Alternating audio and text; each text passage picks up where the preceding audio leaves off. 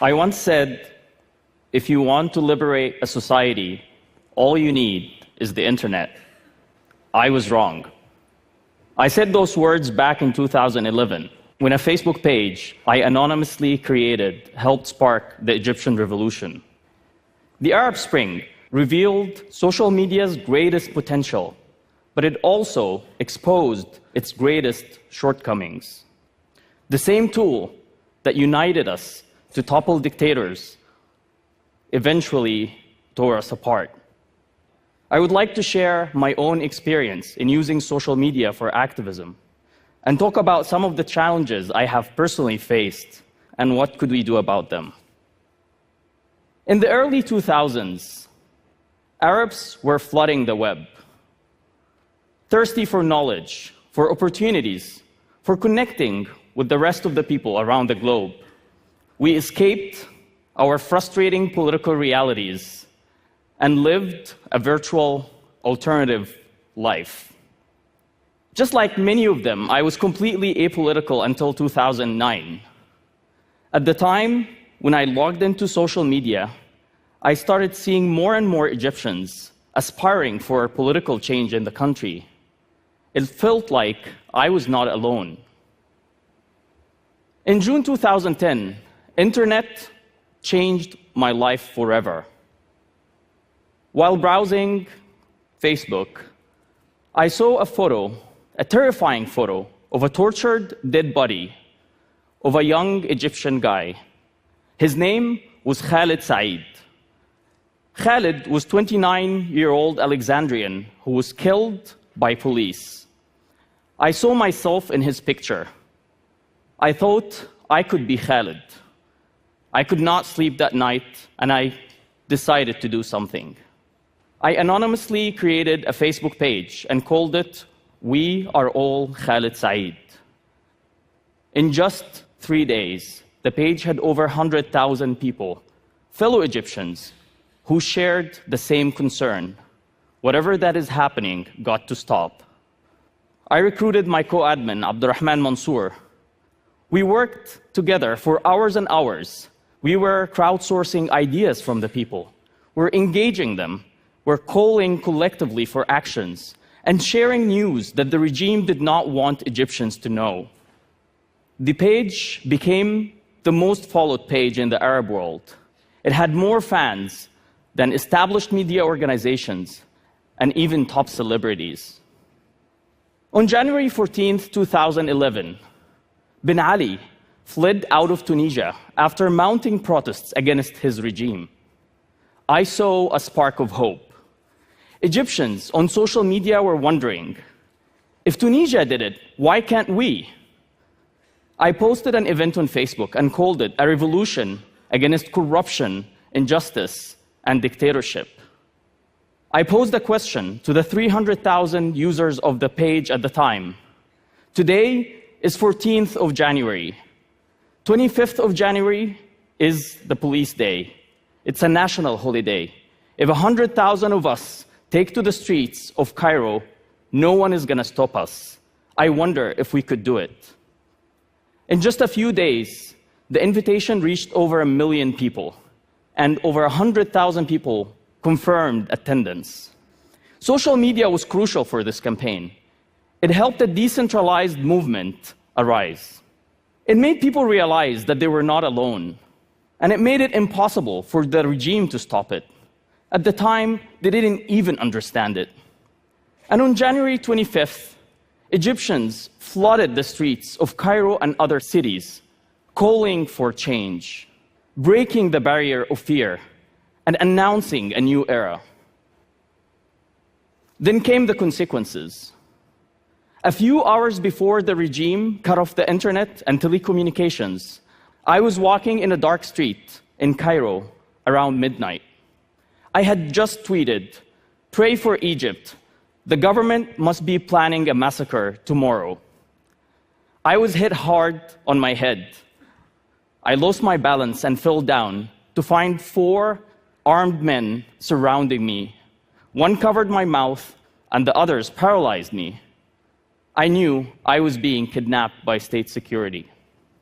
I found myself in a cell handcuffed, blindfolded. I was terrified. So was my family, who started looking for me in hospitals, police stations, and even morgues. After my disappearance, a few of my fellow colleagues who knew I was the admin of the page told the media about my connection with that page and that I was likely arrested by state security. My colleagues at Google started a search campaign trying to find me, and the fellow protesters in the square demanded my release. After 11 days of complete darkness, I was set free. And 3 days later, Mubarak was forced to step down. It was the most inspiring and empowering moment of my life. It was a time of great hope. Egyptians lived a utopia for 18 days during the revolution. They all shared a belief that we could actually live together despite our differences, that Egypt after Mubarak would be for all. But unfortunately, the post-revolution events were like a punch in the gut. The euphoria faded. We failed to build consensus. And the political struggle led to intense polarization.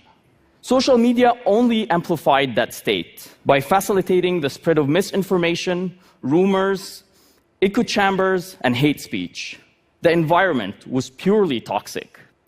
My online world became a battleground filled with trolls, lies, hate speech. I started to worry about the safety of my family. But of course, this wasn't just about me. The polarization reached its peak between the two main powers, the army supporters and the Islamists. People in the center, like me, started feeling helpless. Both groups wanted you to side with them. You were either with them or against them. And on 3rd of July 2013, the army ousted Egypt's first democratically elected president after 3 days of popular protest that demanded his resignation. That day, I made a very hard decision. I decided to go silent, completely silent. It was a moment of defeat. I stayed silent for more than 2 years, and I used the time to reflect on everything that happened, trying to understand why did it happen. It became clear to me that while it's true that polarization is primarily driven by our human behavior, social media shapes this behavior and magnifies its impact. Say you want to say something that is not based on a fact. Pick a fight or ignore someone that you don't like. This is all natural human impulses, but because of technology, acting on these impulses is only one click away. In my view, there are 5 critical challenges facing today's social media. First, we don't know how to deal with rumors. Rumors that confirm people's biases are now believed and spread among millions of people. Second, we create our own echo chambers. We tend to only communicate with people that we agree with. And thanks to social media, we have mute, unfollow, and block everybody else. Third, online discussions quickly descend into angry mobs. All of us probably know that. It's as if we forget that the people behind screens are actually real people and not just avatars. And fourth, it became really hard to change our opinions. Because of the speed and brevity of social media, we are forced to jump into conclusions and write sharp opinions in 140 characters about complex world affairs.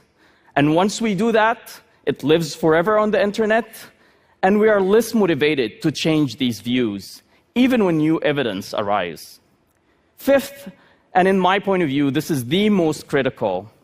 Today, our social media experiences are designed in a way that favors broadcasting over engagements, posts over discussions, shallow comments over deep conversations. It's as if we agreed that we are here to talk at each other instead of talking with each other. I witnessed how these critical challenges contributed to an already polarized Egyptian society. But this is not just about Egypt. Polarization is going on the rise in the whole world. We need to work hard on figuring out how technology could be part of the solution rather than part of the problem. There's a lot of debate today on how to combat online harassment and fight trolls. This is so important. No one could argue against that.